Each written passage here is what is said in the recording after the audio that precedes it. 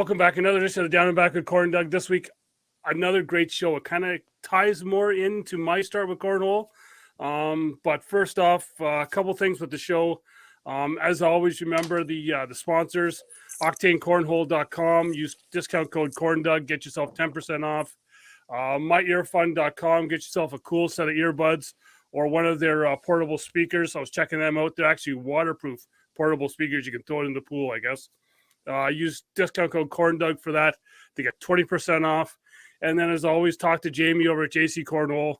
And again, I'm not sure if he'll give you a discount if you mention my name, but you never know because he's hit and miss sometimes. But other show news, just a couple shout outs. Haseeb Hobbybond doing it again down in Florida, Jacksonville at the ACL Open, taking down the seniors title there, going undefeated. I think he was using the kinetics this weekend. I'm not sure, but yeah, he got that done. Then another big shout out to Will Neef, taking down the B singles in at the Bluegrass versus the Nation tournament down there. I believe that was in Kentucky. The only thing, Will, as a fan of the old IHL and a fan of the Chicago Wolves in the IHL, you're wearing a Detroit Vipers shirt.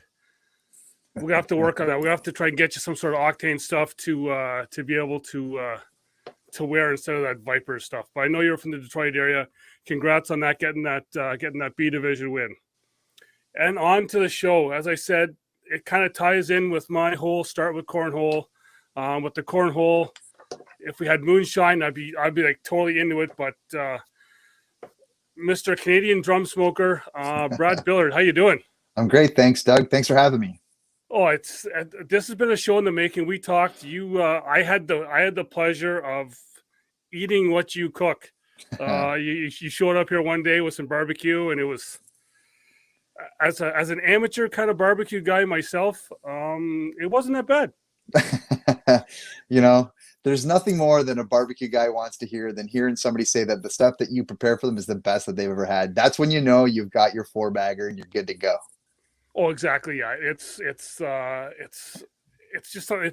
thing where you can put it on and then play cornhole for a bit, and you can just kind of go and check it. Sometimes I forget when I'm doing the cooking, but yeah, absolutely. I mean, low and slow is the name of the game when it comes to barbecue, anyway. And there are some people out there trying some hot and fast, but low and slow allows you to get a couple of down and backs in, and a couple of beverages with some friends. So I think cornhole and the barbecue culture are synonymous with one another, and it's been fun for me because I've just started getting into barbecue and I've just started to get into cornhole, and it's been a good pastime for the last little bit, especially with what we've been going through with COVID and all that fun stuff.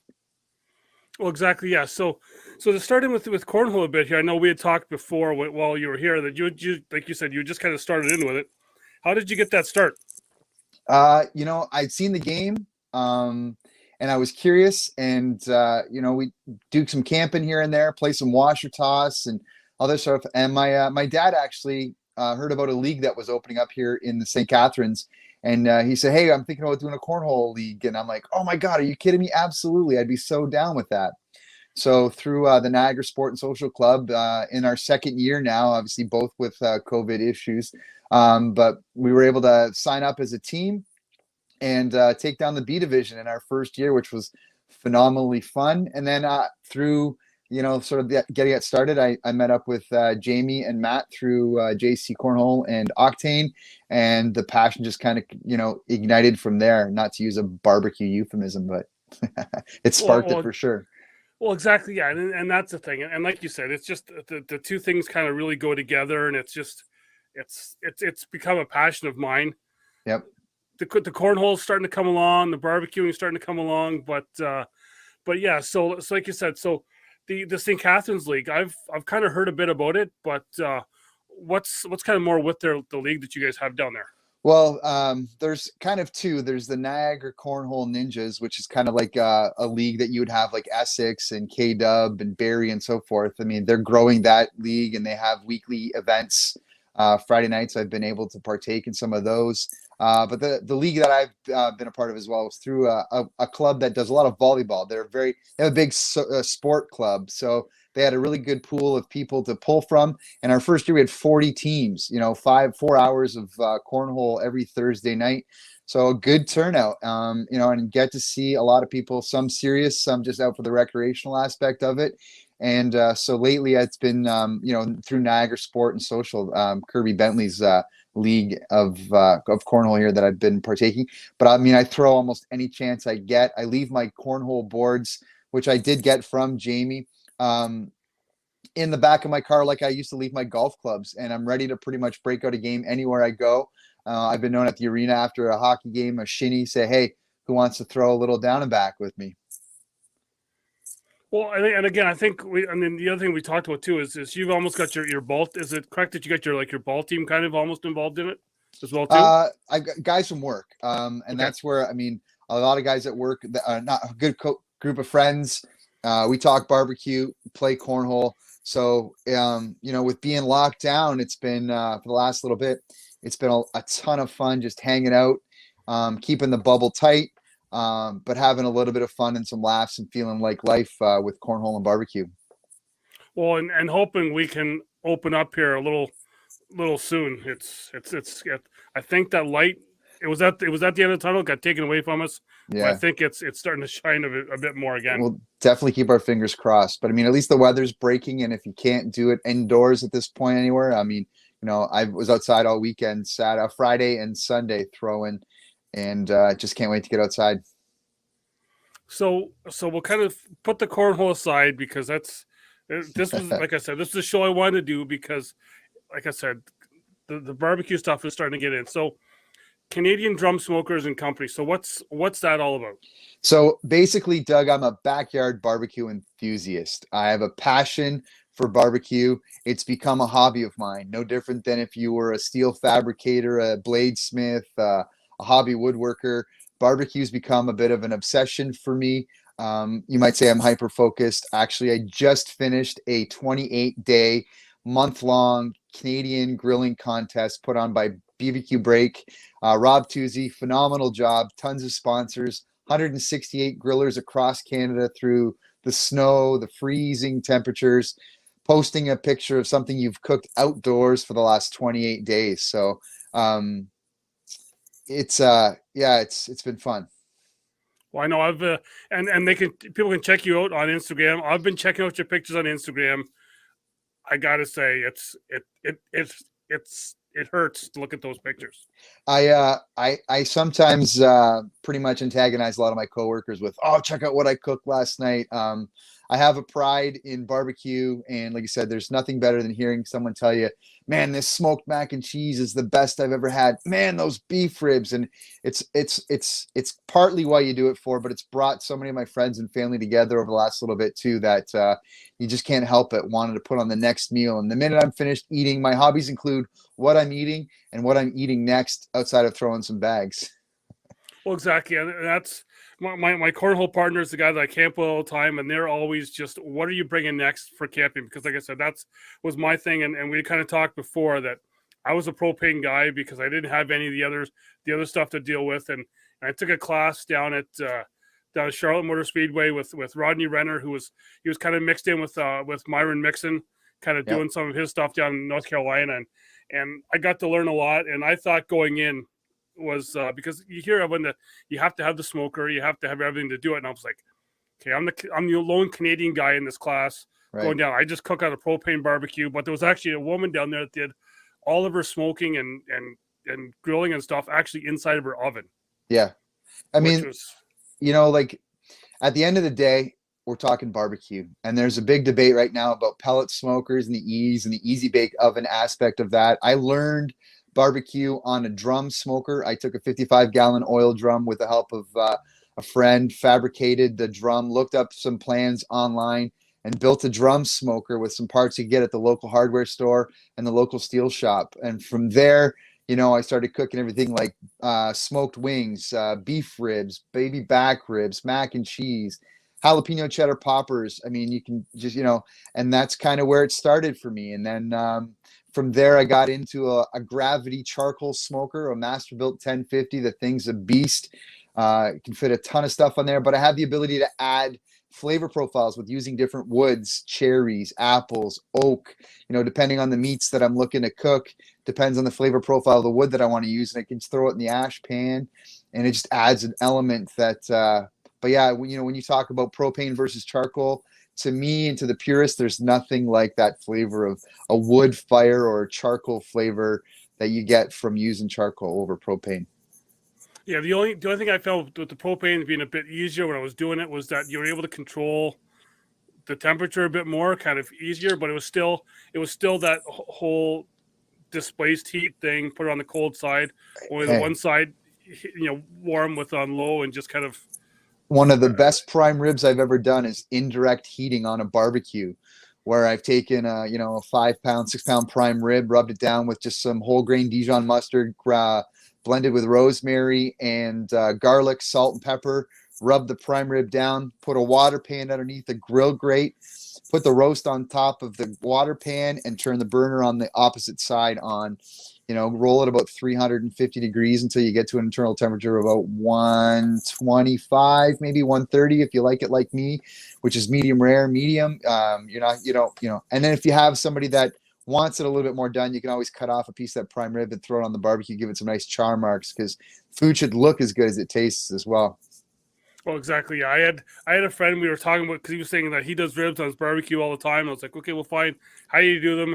And he talked about how he would boil them first. And I'm like, I'm not sure if we can be friends if you're going to do that first. Absolutely. Yeah. No, barbecue cards are removed if you actually say that you, my dad is a passionate cook, and I love cooking with my dad. And for the longest time, we used to love dad's ribs. And unfortunately, now that I've got the smoker, it's kind of superseded his boiled ribs, but it's all we knew of at the point. But yeah, and there's methods, whether you use a Texas crutch, whether you're wrapping your ribs after 2 hours on a smoker and put them in a foil wrap and let them steam a little bit, soften them up. And then after you take them out of your foil wrap, you're throwing them back on to char them up, tack up your sauce a little bit. But lately I've been going straight smoke on my ribs, and I find that there's a great little bit of pull and flavor, but you just got to make sure that you spritz those ribs if you're going to go straight 5 hours at about 225 for a full rack of baby backs.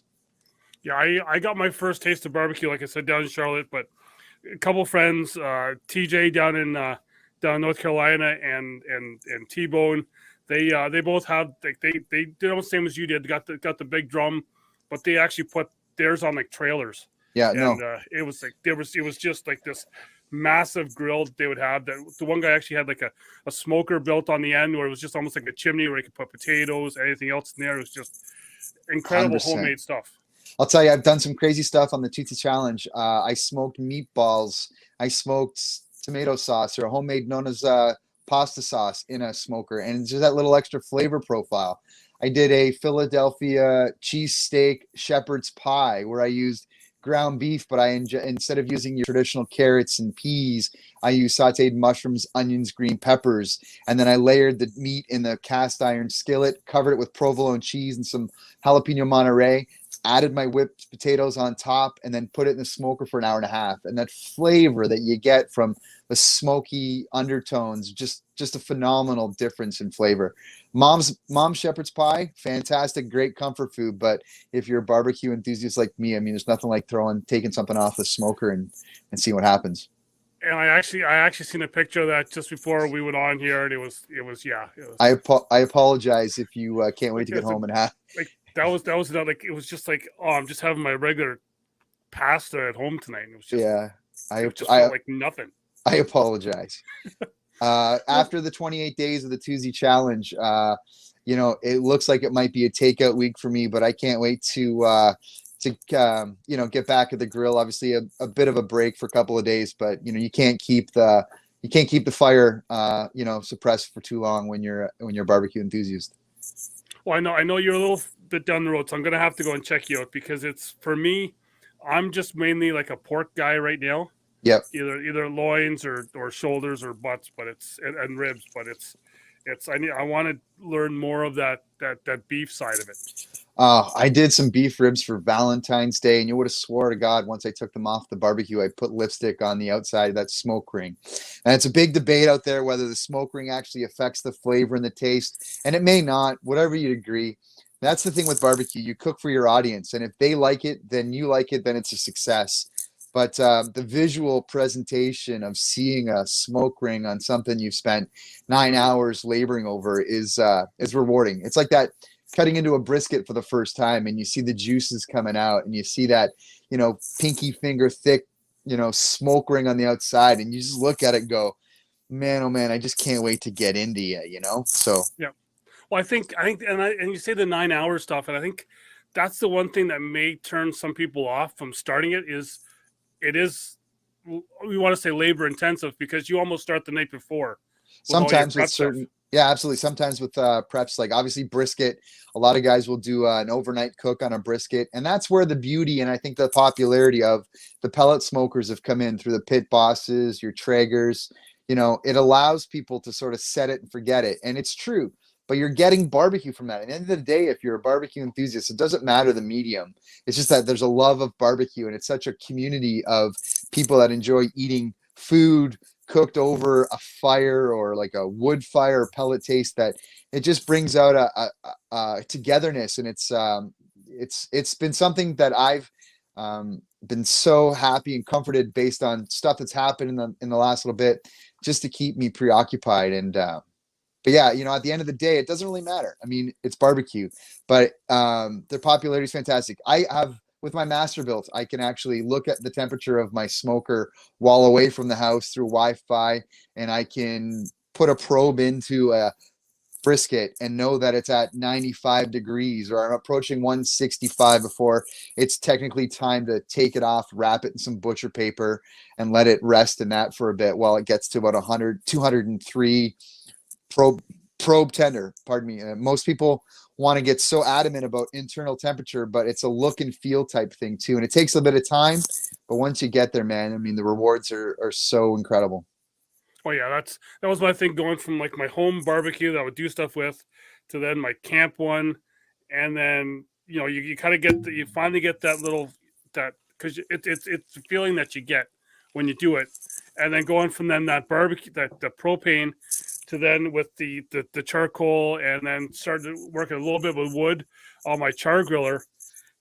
It's just you're just starting to get that other feel now with the char griller. Yeah, the flavor profiles day and night. And if you really do, and you haven't, that's why charcoal grills are coming back as well. You're seeing the hibachi style type of grills with, chimneys now. Weber makes a fantastic chimney that allows you to get your charcoal lit faster. So it's easier. It's less time consuming because there's products out there now that have enhanced the ability to cook with charcoal in a rather timely fashion, that you can actually light up a bit of a charcoal grill on a Wednesday night, and within 45 minutes you're using some premium heat and lighting up that fire and seeing the flames just crystallize, caramelize, and give that crust on that steak. It's phenomenal.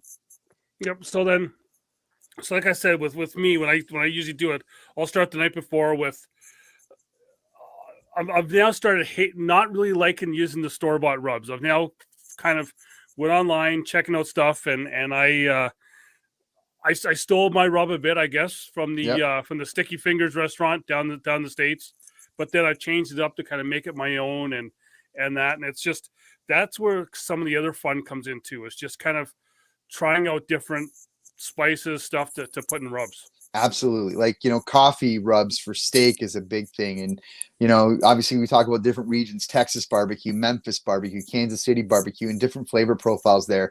Vinegars in Carolina versus, coleslaws and the Memphises and so forth. And there's just such a variety out there that's phenomenal. And I think partly because of COVID and people staying closer to home, the barbecue industry, the backyard barbecue enthusiast, it's taken off, and you can go into any barbecue specialty store now and see a wide variety of sauces and rubs that just change the flavor profile a lot.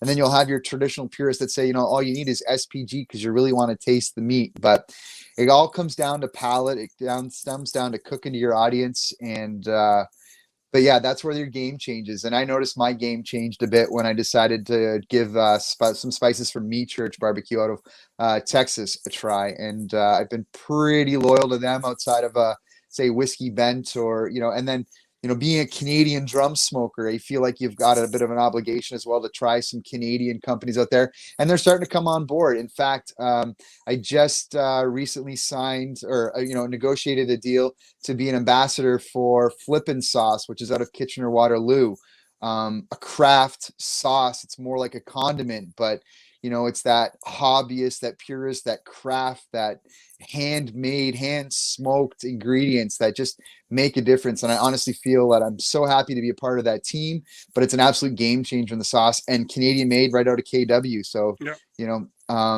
Yeah. Well, and that's another thing I was going to talk to you about too, was the sauce, because there's some people that are like, you got to have a bunch of sauce on it. I'm kind of more of either a minimalist with the sauce, For sure. right? For myself. Yeah, no, absolutely. I mean, but play with it too. Like sometimes if I'm throwing on wings, I'll do like 4 pounds of wings and I'll leave 2 pounds dry rubbed. So I'll use a rub, and instead of putting a sauce on it, and then I'll put 2 more pounds and toss it with a sauce. Stainless steel bowls are fantastic for tossing wings. I mean, it's easy. You get into emotion. But yeah, I mean, play with it and find out what you like better. Sometimes guys are getting into find a spice that brings out the flavor in a pork rib that they say, I don't want to, like St. Louis style ribs, and but it all comes, again, at the end of the day, it just comes down to your palate. But yeah, you can enhance and change a flavor profile. Let's say you do 2 racks of ribs, 1 rack is dry, 1 rack is wet. And when you talk about overnight stuff too, brining is a big thing. Chicken, phenomenal. Turkey's phenomenal for brining. There's wet brining and dry brining to keep moisture within the actual ingredient or object that you're smoking that day. So dill pickle brine is something that's very commonly used for chicken, and you put it in for 24 hours, take it out, pat it dry. Maybe use a binder like a mustard, a mayo, or a sauce, a hot sauce, olive oil, and then dry rub your product and then throw it on the smoker. There's all kinds of different variables that changes the flavor profile of any of the meats that you're looking to barbecue and smoke.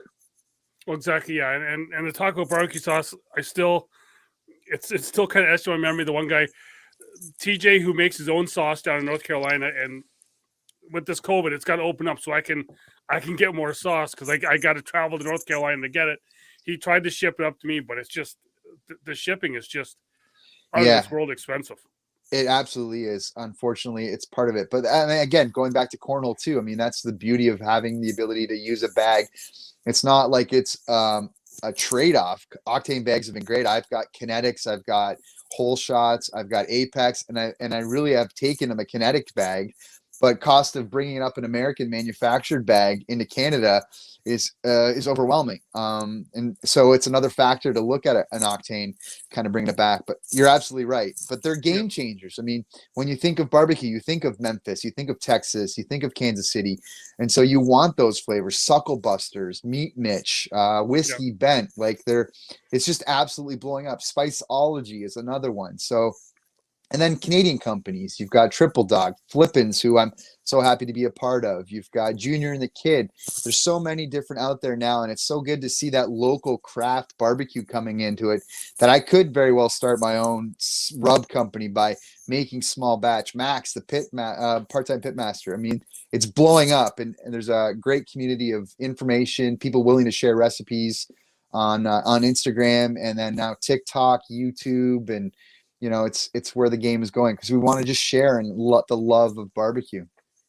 Well, yeah, I know. Like I've been checking out YouTube, because there's one thing I had when I was down in Carolina was they called it a heart attack roll. I just forget what I'd seen it on online, but it was just that hamburger and sausage rolled with like onions and peppers and cheese and everything inside, and it's just when you have that actually done properly, it's just it. I did my first fatty, if you will, which is like a meatloaf rolled in a bacon weave. But inside the meatloaf, I stuffed it with cream cheese, a medium cheddar cheese, chunks of jalapeno with a bit of seasoning from each church called Holy Voodoo, which is like a very jalapeno based. And then I did the bacon weave, and then I seasoned the bacon. Seasoning bacon for me now is like an obsession. Bacon's great on its own because pork fat rules, Emeril Lagasse. But I mean, a little bit of enhancement with a dry seasoning or a rub on bacon, game changers, and sauces too. But yeah, and then I just, smoked it down 2.5 hours or so on my drum smoker at about 225. And then I just tack it up with some sauce for the last half hour, let it thicken up, let that glaze sit in because it just becomes, and man, oh man. And then the next day, if you got leftovers, put it on a sandwich, put it on between, and I'll tell you, man, you're eating for days. It's beautiful. It's like, yeah, I wish I could eat for days when I barbecue, but it seems like if I barbecue and I'm camping, it's like gone. It's like almost everyone just kind of, it's just like they all converge on our campsite. We make a joke, like, oh, I had some barbecue leftovers, and in the community we kind of laugh, like, leftovers, come on, who's got barbecue leftovers? But it happens. On my last day of the Tuesday Challenge 4, I was hoping to make some ribs because ribs are basically a staple when it comes to barbecue, and I got called in for some overtime, and I'm like, you know what, I've got some stuff in the fridge. I've got leftover ground beef unprepared. Let me make some smash burgers. I've never done that before. So I grilled up some pea meal, but I had the meatloaf, I had some sourdough, and I made 3 different sandwiches and made like a sandwich platter, repurposing some leftovers. It happens, and it was good because I cleared out some space in the fridge. And the beauty thing is you got to share. It's just too much to eat. Exactly. Yeah. It's just But then to go back with the sauce thing is the one guy said that he tried TJ's homemade barbecue sauce. He's like, this would go great on vanilla ice cream, and I was like, barbecue sauce on ice cream? Like what? Like really? Yeah, we've got guys talking about sauces on, you said ice cream, seeing it on fruits that you grill. Like pineapple's a great grillable fruit that gets a lot of seasonings and sauces, maple syrup, eggs now too, hot sauces or jalapeno spices and rubs on sauces. That flipping stuff. I mean, we take your food, your good food, and make it flipping good. I mean, it's going to be a game changer. Like I would absolutely have scrambled eggs with a dollop or two of flipping sauce, and honestly, it's going to be a game changer for sure. Well, and then just one last thing about sauce too is, and I've seen other friends do this when they're just barbecuing their home, is that they'll sauce everything up first and then put it on the grill. And the other thing I learned is that let that thing cook maybe the last little bit, then you start putting the sauce on. Oh, absolutely. Like going back to 3-2-1 rib style, where you put it on, you dry rub your ribs, you put it on, let it smoke, you wrap it. But when you wrap it with some butter, some brown sugar, a little bit more of your rub, maybe some juice. Apple juice is fantastic with pork. Yep. Put it in your foil, but when you pull it out, then you sauce it up and then you tack it. And then, because if you sauce too soon, there's sugars in the sauces that'll pretty much burn. And you want a little, you want a little bit of that carcinogen sort of flavor, but you don't want it to be a dominant profile flavor. So yeah, make sure the meat gets cooked and then sauce. And then another big thing too with red meats, let it rest. Let everything rest. Like when I pulled that big fatty jalapeno cheddar popper meatloaf, like I could have cut into it right away, but I would have lost all that cheese that I stuffed it inside. So let it set up a bit, but yeah, sauce near the end when your meat's cooked, but give enough time so that it can glaze, it can thicken up. We call it tack. You want to tack up your sauce before you go ahead and present the food to your guests. Exactly.